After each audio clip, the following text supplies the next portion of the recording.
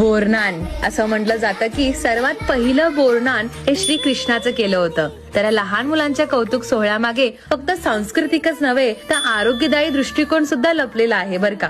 पूर्वीच्या काळी मुलं 1-1.5 वर्षापर्यंत घरातच असायची. वर्ष पूर्ण झाल्यावर समाजात आणण्याचा हा पहिला मोठा समारंभ असायचा. बदलत्या ऋतूशी जुळवून घ्यावं म्हणून बोर, ऊसाचे तुकडे, हरभरे, चिरमुरे आणि बऱ्याच गोष्टीचा समावेश या सोहळ्यात केला जातो. आणि पौराणिक कथेनुसार असंही म्हणलं जातं की करी नामक राक्षसाच्या वाईट दृष्टीपासून लहान मुलांचे रक्षण करण्यासाठी ही प्रथा सुरू झाली. त्यामुळे लहान मुलांना कृष्णाचं रूप मानून त्यांचं कौतुक केलं जातं. 16 दिवशी घर सजवलं जातं.